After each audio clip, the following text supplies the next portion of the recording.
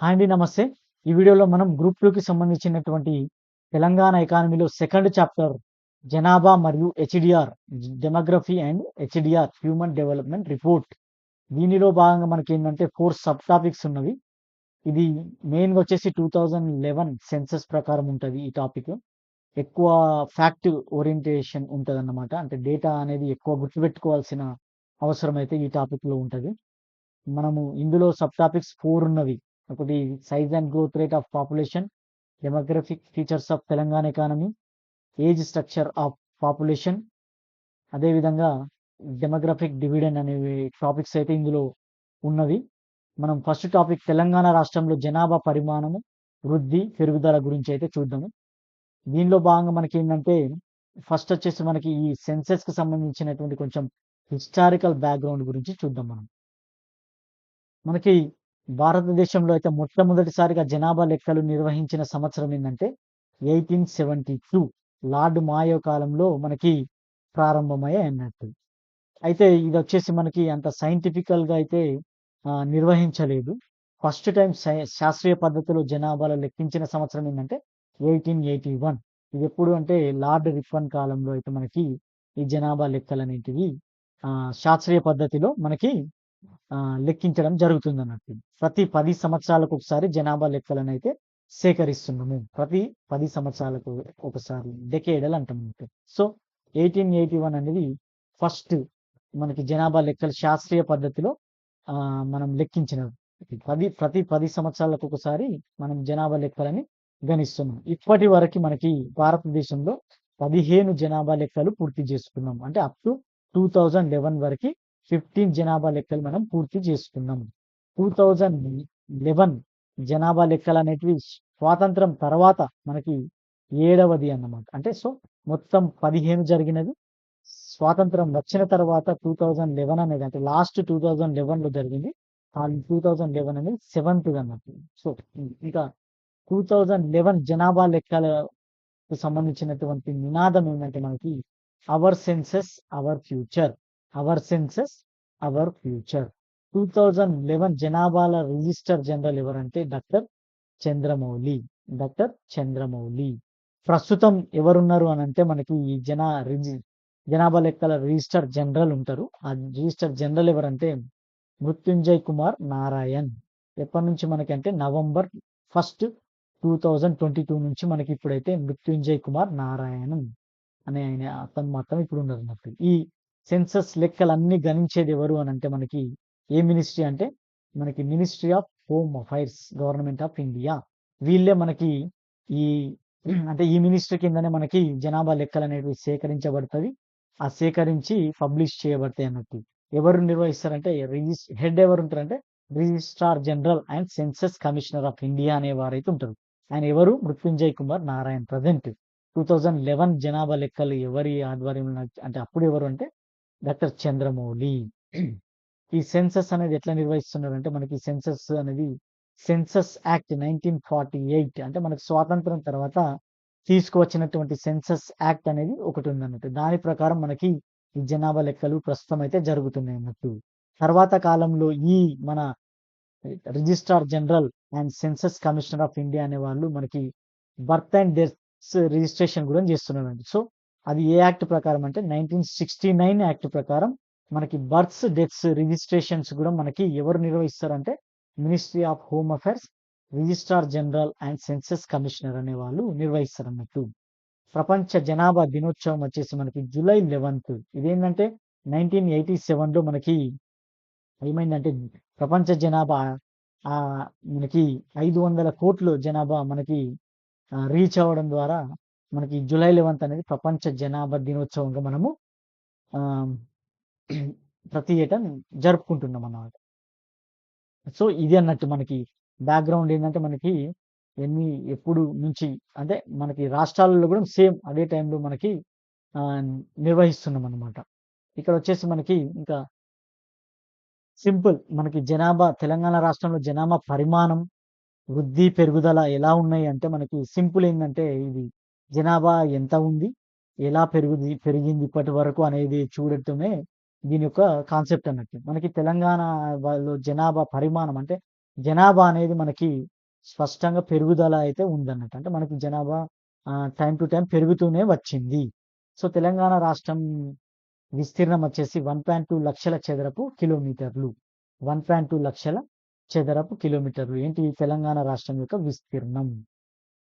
So, ఇందులో మనకు మొత్తం జనాభా వచ్చేసి 3.51 కోట్ల జనాభా ఉంది. మనకి ఎప్పుడు 2011 జనాభా లెక్కల ప్రకారం 3.51 కోట్ల జనాభా ఉంది. అది మనకి జనాభా పరంగా 12వ పెద్ద రాష్ట్రం దేశంలో.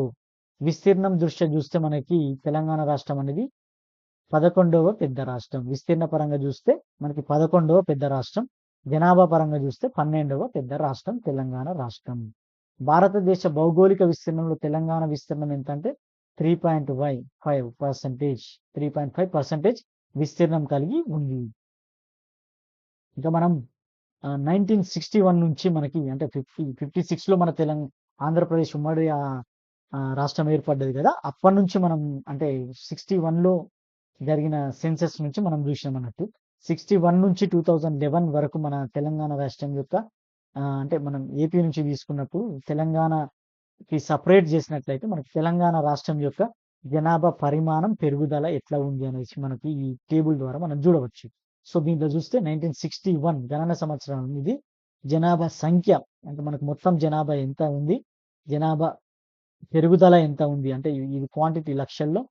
వృద్ధి రేటు అంటే ప్రకారం కూడా మనం చూస్తే ఎంత ఉంది అనేసి మనం చూడవచ్చు. ఇక్కడ 1961లో చూస్తే మనకి 1.26 క్రోర్స్ ఇది లక్షలలో ఇచ్చిళ్ళు. యాక్చువల్లీ చూస్తే మనకి 1.26 క్రోర్స్ అనే జనాభా ఉంది.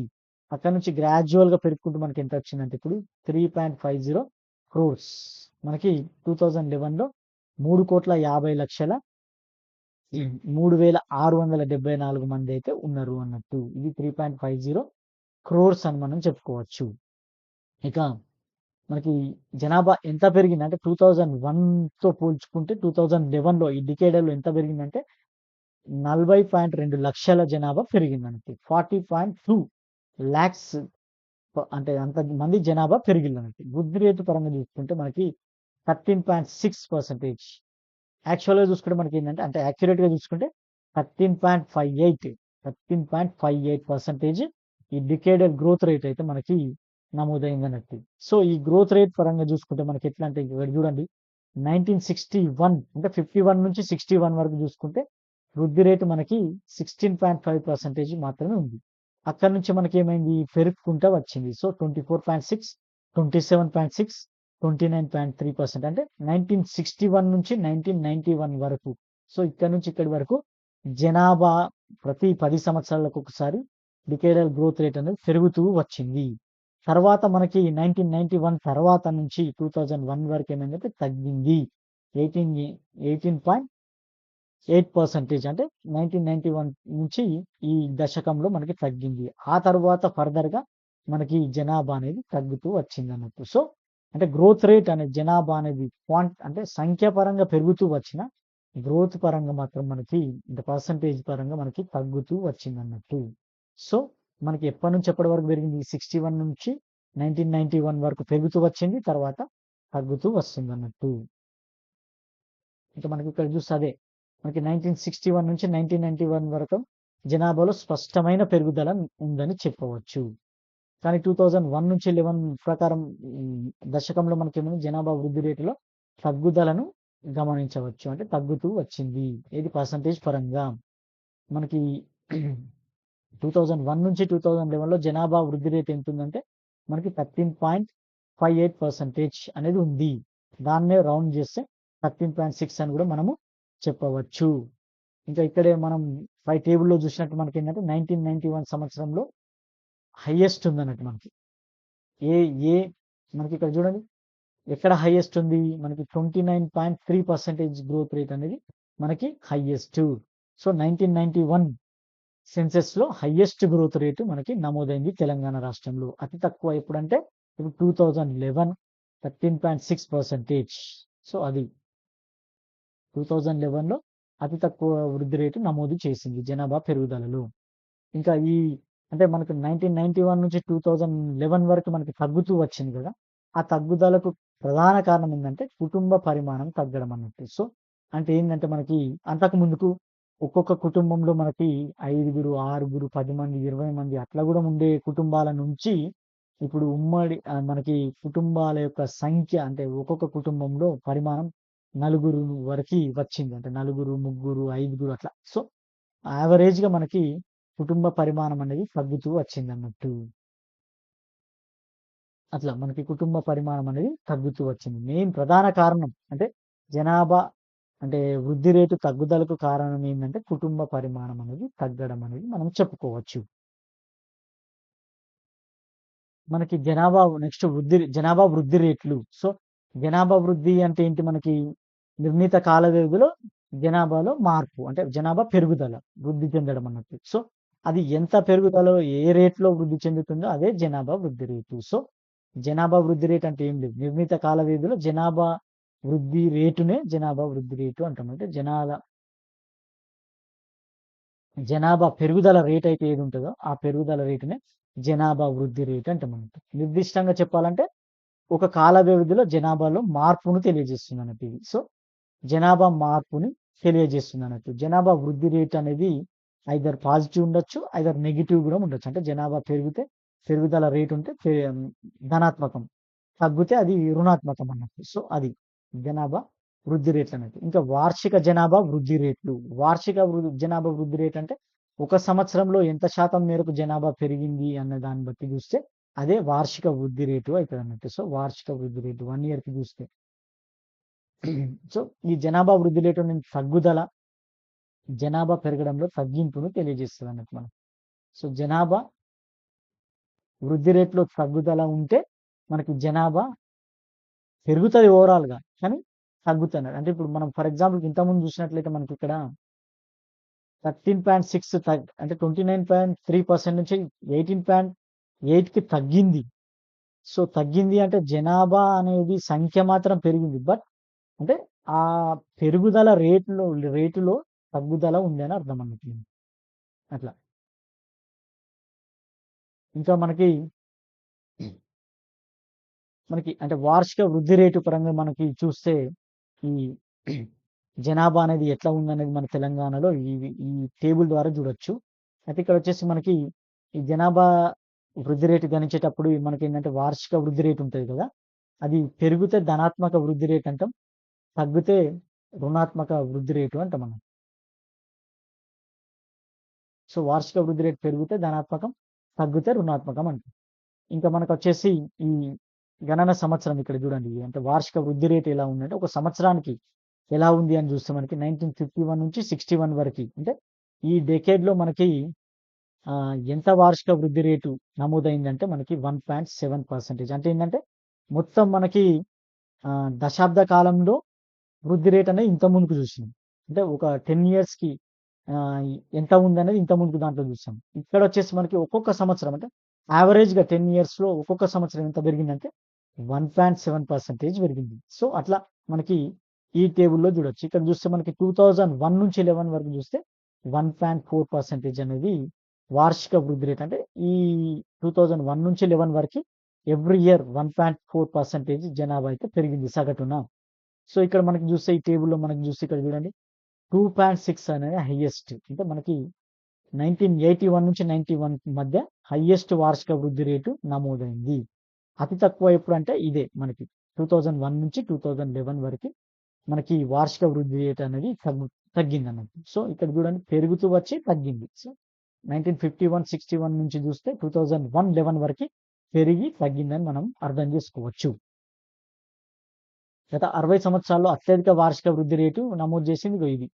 2.6% 1981 నుంచి 91 మధ్య కాలంలో. తర్వాత అతి తక్కువ వార్షిక వృద్ధి రేటు నమోదు చేసింది మనకి 1.4% 2001 నుంచి 2011 వరకి అతి తక్కువ వార్షిక వృద్ధి రేటు నమోదైంది. ఈ టేబుల్ ద్వారా మనకు అర్థమవుతుంది. ఇంకా మనకి బ్రీఫ్‌గా తెలంగాణ సెన్సస్ 2011 ప్రకారం మనకి తెలంగాణ జనాభా అనేది 2011 సెన్సస్ ప్రకారం ఎంతుందో బ్రీఫ్‌గా ఈ టాపిక్‌లో చూస్తే మనకి ఈ టాపిక్ అనేది అయిపోతుంది. మొత్తం జనాభా వచ్చేసి మనకి 3,50,03,674 అంటే 3.50 క్రోర్స్. అందులో పురుష జనాభా ఎంతంటే 1.76 క్రోర్స్. స్త్రీల యొక్క జనాభా మన రాష్ట్రంలో ఎంతంటే 1.73 క్రోర్స్. ఇంకా కుటుంబాల సంఖ్య వచ్చేసి మనకి 83,03,612 కుటుంబాల సంఖ్య. ఇంకా అందులో గ్రామీణ జనాభా వచ్చేసి మనకి 61.12%. ఇంకా పట్టణ జనాభా వచ్చేసి 38.88%. సో 2,13,00,000 వరకు గ్రామీణ జనాభా ఉంటే 1,36,00,000 మంది పట్టణ జనాభా ఉన్నారన్నమాట. అంటే పర్సంటేజ్ ముఖ్యం. మనకి 61.12%, 38.88% అనేది మనకి గ్రామీణ పట్టణ జనాభా నిష్పత్తి. నెక్స్ట్ వచ్చేసి మనకి దేశ జనాభాలో రాష్ట్ర జనాభా శాతం మనం ఇంతకుముందు చూసినట్లు 2.89%. మొత్తం అంటే దేశంలో జనాభా పరంగా 12th ప్లేస్ లో మనకు తెలంగాణ రాష్ట్రం అయితే ఉంది. 2001 నుంచి 2011 వరకు మన తెలంగాణ జనాభా వృద్ధి రేట్ ఎంత ఉందంటే 13.58% అయితే మనకి ఉంది. అదే ఇండియా జనాభా అయితే మనకి అంటే మొత్తం భారతదేశ జనాభా అయితే 17.7% ఉంది. సో భారతదేశ జనాభా వృద్ధి రేటు కంటే మన తెలంగాణ వృద్ధి రేటు తక్కువ నమోదైంది. ఇంకా జనసాంద్రత చూస్తే మనకి 312 అంటే ఒక చదరపు కిలోమీటర్కి నివసించే జనాభా మన తెలంగాణ రాష్ట్రంలో 312. ఇండియా యొక్క అంటే జనసాంద్రత అంటే దేశానికి జనసాంద్రత ఎంత ఉందంటే 382 ఉంది. మన రాష్ట్రంలో ఎస్సీ జనాభా ఎంత ఉందంటే 15.4% ఉన్నారు. అంటే ఎంతంటే 54.08 lakhs. నెక్స్ట్ ఎస్టీ జనాభా ఎంతంటే 9.08%. ఎస్టీ జనాభా రాష్ట్రంలో 9.08 మనకి 31.77 lakhs ఉన్నారు అన్నట్టు. ఇంకా సెక్స్ రేషియో చూస్తే మనకి రాష్ట్రం 988 అనేది మన రాష్ట్ర సెక్స్ రేషియో లింగ నిష్పత్తి. ఇండియా యొక్క అంటే భారతదేశం యొక్క లింగ నిష్పత్తి 2011 సెన్సస్ ప్రకారం ఎంతుందంటే 940. అంటే మన తెలంగాణ రాష్ట్రం యొక్క లింగ నిష్పత్తి ఎక్కువనే ఉంది. అక్షరాస్యత రేటు మన తెలంగాణ యొక్క అక్షరాస్యత రేట్ ఎంత ఉందంటే మనకి లిటరసీ రేట్ ఎంత ఉందంటే 66.54%. అదే భారతదేశ అక్షరాస్యత రేట్ ఎంత ఉందంటే మనకి 72.9%. సో అక్షరాస్యత పరంగా మన రాష్ట్రం వెనుకబడి ఉంది. దేశంతో పోలిస్తే వెనుకబడి ఉంది. పురుష అక్షరాస్యత రేటు 75.04%. స్త్రీల అక్షరాస్యత రేటు 57.99%. 57.99%. అంటే దేశం యొక్క అంటే భారతదేశం మొత్తం పరంగా చూసిన పురుష స్త్రీల యొక్క మన అక్షరాస్యత రేటు కూడా మన తెలంగాణ కంటే ఎక్కువనే ఉంది. సో తెలంగాణ అనేది అక్షరాస్యతలో దేశంతో పోల్చినప్పుడు మనకి వెనుకబడే ఉంది. ఇంకా ఇది మనకి బ్రీఫ్ గా మనకి సెన్సస్ ఓవర్ వ్యూ అన్నట్టు. డీప్ వచ్చేసి మనకు నెక్స్ట్ టాపిక్స్ లో మనం